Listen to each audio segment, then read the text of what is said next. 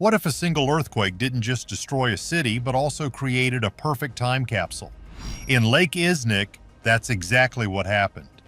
A massive 1600-year-old church linked directly to the biblical councils that created Christianity was swallowed by the water in 740 AD. For centuries, it was just a legend. Now, scientists have found it. And as they begin to explore its sunken halls and hidden graves, they are realizing this discovery doesn't just add to history, it fundamentally changes it. We are going to show you exactly what they found. What was hiding in Lake İznik? Just 66 feet from the shore, in water that was barely 10 feet deep, there was a shadow. It wasn't a boat.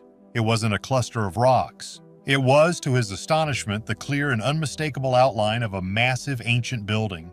The shape was a perfect rectangle with 3 distinct aisles and a curved end on one side, an apse. To put it mildly, this was impossible.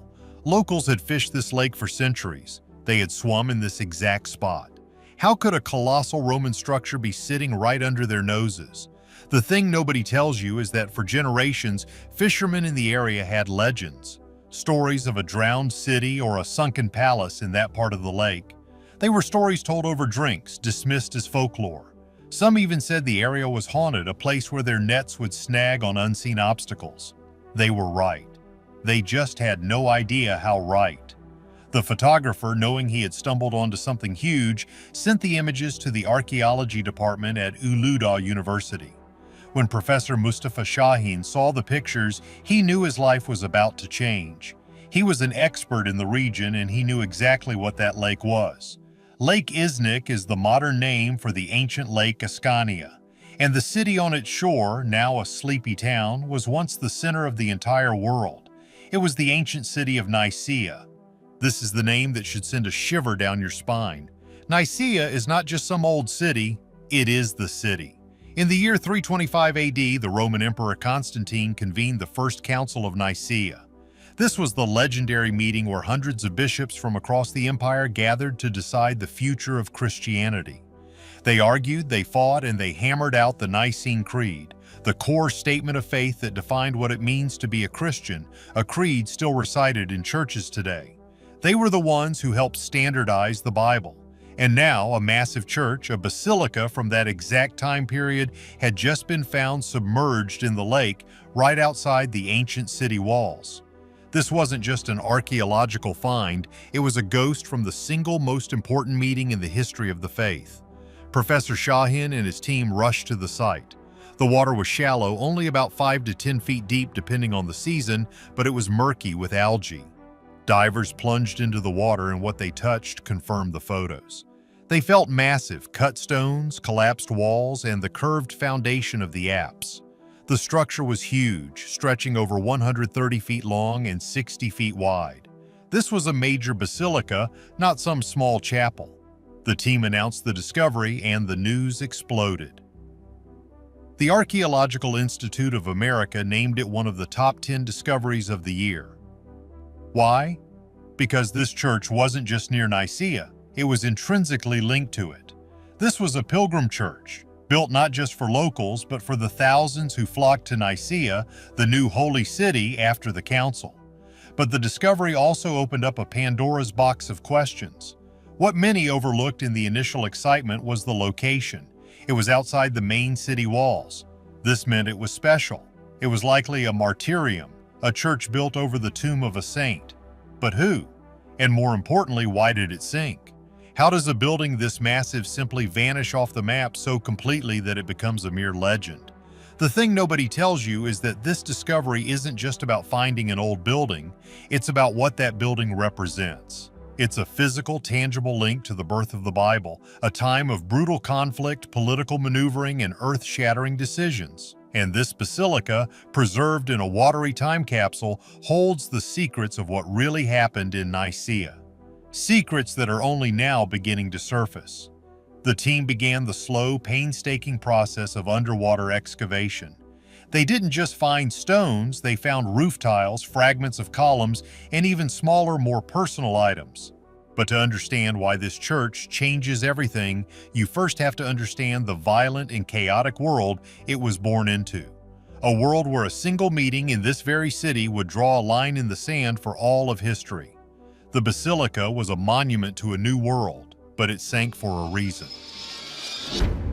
Nicaea's high-stakes holy war. To understand the sunken church, you have to understand Nicaea. Today, Iznik is a quiet town famous for its beautiful blue tiles, but in the 4th century it was the epicenter of a political and spiritual earthquake.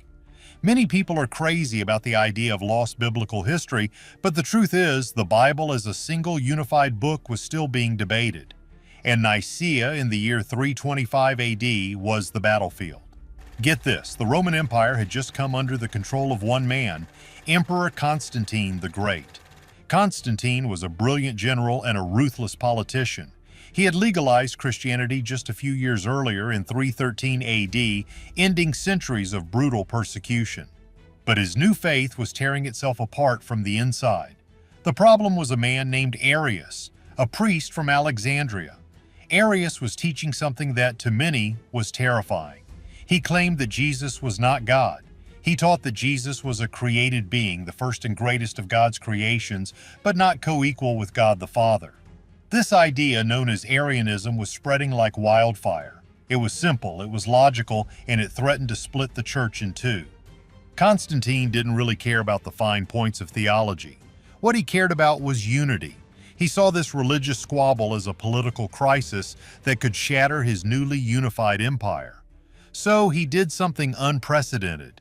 He called all the bishops, over 300 of them, from as far away as Spain and Persia, to his imperial palace in Nicaea. Imagine the scene. These bishops, many of whom still bore the scars of persecution, missing eyes, scarred limbs, brands from prison, were suddenly summoned by the most powerful man in the world. They traveled for months, all expenses paid by the state, to this city on the lake. They met in the great hall of the palace with the emperor himself, draped in purple and gold, sitting at the head. The debates were violent. Legends say that at one point St. Nicholas, yes, the man who would become Santa Claus, got so enraged by Arius's teachings that he walked across the room and slapped him in the face. This was not a polite discussion. This was a war for the soul of the faith.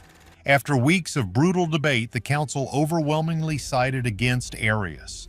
They drafted the Nicene Creed, the document that explicitly states that Jesus is of one substance with the Father.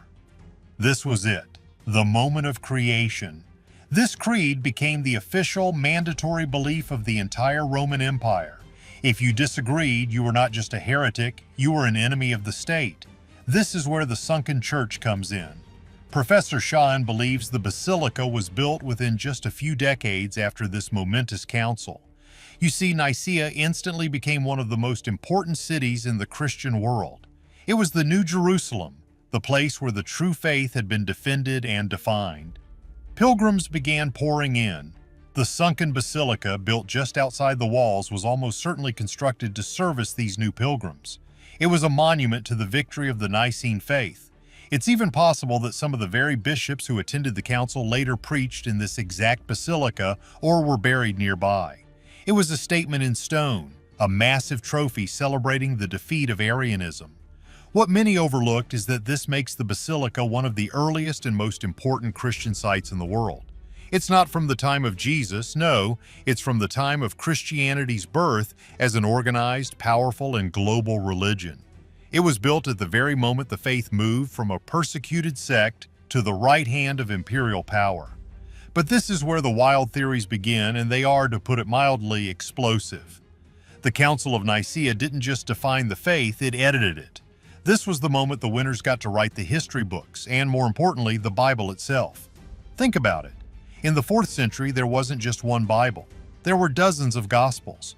There was the Gospel of Thomas, the Gospel of Mary, the Gospel of Philip, the Gospel of Judas. These texts, now known as the Gnostic Gospels, painted a very different picture of Jesus and his teachings. The Gospel of Mary, for example, suggests that Mary Magdalene was the lead apostle, the one Jesus trusted with his most secret and profound teachings. This, of course, was a direct threat to the all-male power structure of the new church. So what happened at Nicaea? It wasn't just a friendly debate, it was a purge. Constantine and the bishops needed a single unified message. They handpicked the four Gospels we know today, Matthew, Mark, Luke, and John, and declared all others to be heresy. And what do you do with heresy? You burn it. Historians know that after Nicaea, a massive book-burning campaign began across the empire. Copies of the Gnostic Gospels were hunted down and destroyed. Owning one was a crime punishable by extreme measures. This is why for almost 1,600 years, we thought they were lost forever until a hidden jar was found in Nag Hammadi, Egypt in 1945. Now let's connect this back to the Sunken Church. The Basilica was a monument to the winners. It was propaganda in stone, celebrating the new, unified, correct version of Christianity. But here's the theory that changes everything. What if a complete original set of these banned Gospels was hidden inside that church? What if a group of monks who believed these texts were sacred but knew they would be targeted, concealed them in a lead box and buried them in the crypt of the new basilica right under the noses of the imperial authorities? They would have been hidden in the holiest place in the city, a place dedicated to a martyr protected by the church itself. And then, 400 years later, an earthquake conveniently sinks the entire building, sealing that crypt in a perfect low-oxygen time capsule, safe from book burners, invaders, and the passage of time. Are we looking at the lost library of the other Christianity? The one that was silenced? The church was a symbol of victory, but it was built on a foundation of tragedy. And its specific location on the shore of the lake wasn't just scenic. It was a brutal message. It was built on the bones of old gods. The church was a symbol of victory, but it was built on a foundation of tragedy. A boy's defiance, a faith's revenge. So why was this massive church built outside the city walls? The answer is a story that sounds more like a legend, but it's at the very heart of this discovery. The basilica was built to honor a local saint, a young man named Saint Neophytus. And his story is, to put it mildly, intense. The story goes that Neophytus was born in Nicaea back in the 3rd century during the reign of Emperor Diocletian. This was before Constantine, during the Great Persecution, the single most violent and systematic attempt by the Roman Empire to wipe Christianity off the face of the earth. This wasn't just casual prejudice, this was a state-sponsored program of elimination.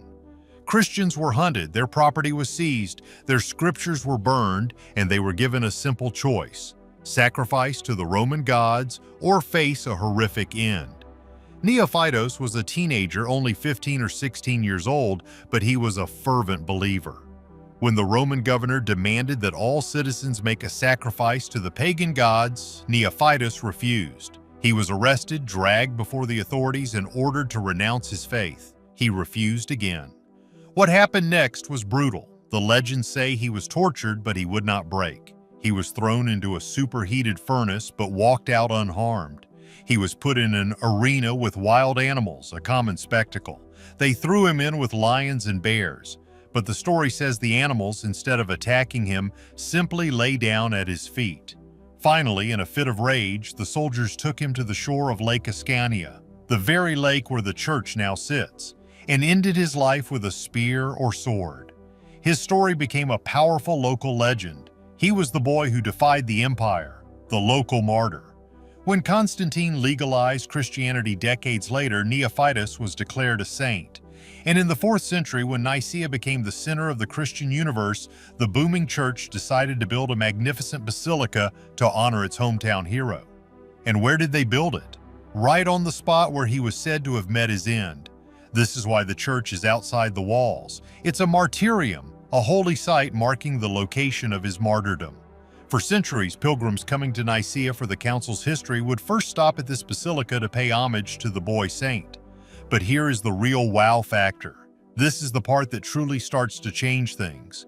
When Professor Shahin and his team began their underwater surveys, they found something under the church. The foundations of the basilica, it turns out, were built directly on top of an even older structure. And it wasn't a house. It was a pagan temple. Get this, divers found coins and fragments of oil lamps from the 3rd century before the basilica was built. And the layout matched that of a Roman temple, which historical texts suggest was dedicated to the pagan god Apollo, the god of the sun. This discovery is absolutely massive. This wasn't just a construction project, it was a conquest. The early Christians didn't just build their church near the pagan temple. They tore it down, took its stones, and built their new massive basilica directly on its ruins. This was a symbolic act of domination. It was a statement to the whole world. Your God is dead. Our God is victorious. This sunken church isn't just a peaceful relic. It's a snapshot of a violent cultural war. It captures the exact moment Christianity stopped being the underdog and became the conqueror. The thing nobody tells you about the Council of Nicaea is that it wasn't just a theological victory, it was a political one. And this church is the physical evidence of that takeover. But let's push this theory even further. Why Apollo? Why that specific god? Apollo was the Roman god of the sun, of light, and of prophecy. The new Christian faith was also centered on a figure of light, the Son of Righteousness. This wasn't a coincidence, it was a replacement. But what if it's even deeper than that? Here's a wild theory many are too afraid to touch. What if the Christians didn't just build on the temple to disrespect it, but to claim its power? Ancient cultures all over the world believed in ley lines, or sacred spots, places where the earth's energy was strongest. The temple to Apollo was almost certainly built on such a spot. What if the new church wanted to harness that pagan power and redirect it for their own faith? It's a pattern seen across the world. The Vatican itself is built on a pagan necropolis. This was a hostile takeover of sacred real estate. What did they do with the idols, the statues of Apollo and the other gods? Did they smash them? Or did they do something else? What if, in a practice known as apotropaic magic, they took the pagan statues and buried them in the foundation of the church, believing this would trap the old gods and force them to protect the new building? If this is true, the mud beneath the basilica could be holding perfectly preserved Roman statues of Apollo worth millions, but more importantly, holding the key to this secret spiritual war. The team has even found graves inside the church near the apse. These are likely the tombs of wealthy pilgrims or bishops who wanted to be buried as close as possible to the holy martyr, Saint Neophytus. They are now, quite literally, sleeping with the fishes. But what if one of those tombs isn't just a pilgrim? What if it's the actual tomb of Neophytus? What if his relics, his very bones, are down there waiting to be found? The entire site is a tinderbox of historical and religious dynamite. So now we have a church, built on a pagan temple, honoring a martyr, celebrating a world-changing council. It was one of the most important holy sites in the empire. So, where did it go? Why did it sink?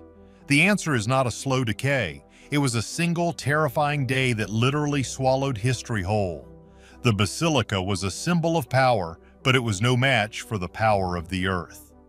Inside the earthquake that froze time. The Basilica of St. Neophytus stood on the shore of Lake İznik for almost 400 years. It saw the rise and fall of emperors. It welcomed hundreds of thousands of pilgrims. It was a permanent, shining symbol of the Nicene faith. And then, in the year 740 AD, it vanished. What happened was not a mystery to geologists. The thing nobody tells you about this beautiful region of Turkey is that it sits on one of the most dangerous geological fault lines in the world, the North Anatolian Fault. This is a strike-slip fault, just like the San Andreas Fault in California. It's a massive gash in the Earth's crust where tectonic plates are grinding past each other, and when they get stuck, pressure builds for centuries until it releases in a burst of unimaginable violence. In 740 AD, that pressure let go.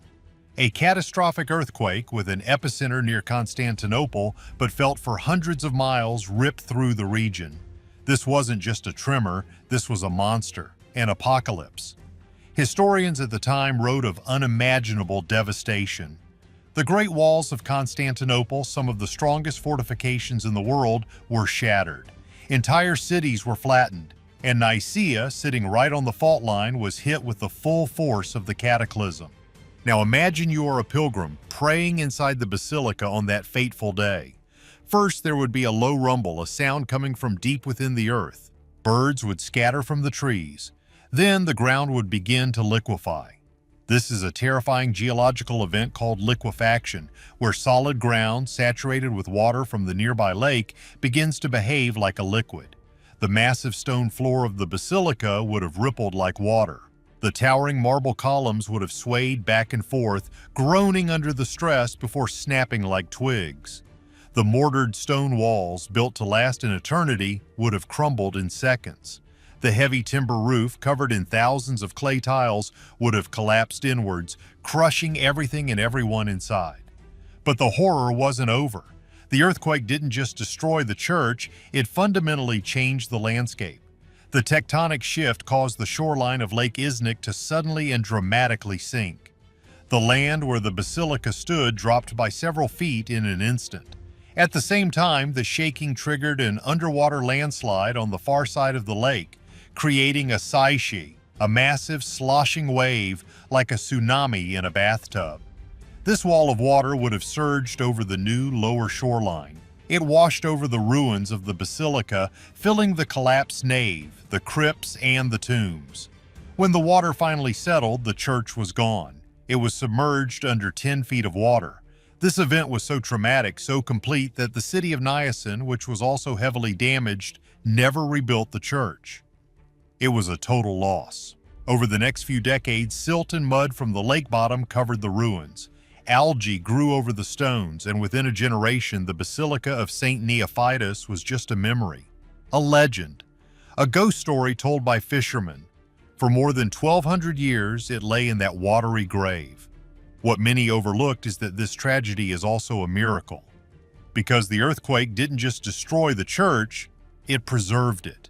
It created an anaerobic, low-oxygen environment. It was sealed off from the ravages of time, from invaders, from people who would have scavenged its stones. It became a perfect time capsule of the 4th century. But let's add another layer to this, a wilder theory. The earthquake in 740 AD happened during another massive religious conflict, the iconoclasm. This was a violent dispute where the emperor had decided that all religious images, all icons, statues, and mosaics were idolatry and had to be destroyed. Mobs were literally smashing church art across the empire. What if the Basilica of St. Neophytus was filled with priceless 4th century mosaics and icons, art from the time of the council itself? And what if the local priests, terrified of the emperor's iconoclasts, were hiding them? The earthquake, in this theory, wasn't just a random disaster, it was a convenient disaster. It accidentally preserved all the art and relics that were slated for destruction. What if the lake itself is the key? This was a port city. The earthquake wouldn't have just sunk the church, it would have sunk everything on the shore. Warehouses, villas, even Roman ships docked at the harbor. Is it possible that the basilica is just the tip of the iceberg? That a much larger part of ancient Nicaea, a Roman suburb, is also down there? What if a ship loaded with treasures from the church or even documents from the governor's palace was trying to escape the earthquake only to be capsized by the seiche? The lake could be holding not just one building, but an entire drowned district. The fishermen's legends of a drowned city are starting to sound less like folklore and more like an eyewitness account. The lake preserved the church. Now we have to ask the big question: what is still inside? The quake entombed the church, hiding its final and most shocking secret. Are we missing the real treasure? So here we are, we have a sunken church in the most important city in Christian history, found by accident. We have a story of a boy martyr, a conquered pagan temple, and a catastrophic earthquake that turned it all into a time capsule. But let's talk down to earth for a minute.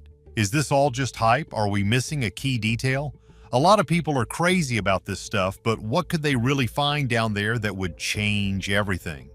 The thing is, this isn't speculation for its own sake. The potential is real. The team has already pulled up amazing artifacts, including seals from Scottish knights, dated to the 13th century. Get this, that's 500 years after the church sank. This proves that the legend of the sunken basilica was so powerful that heavily armed knights on their way to the Crusades were stopping at this lake, getting in boats and dropping offerings into the water, trying to pay homage to a church they couldn't even see.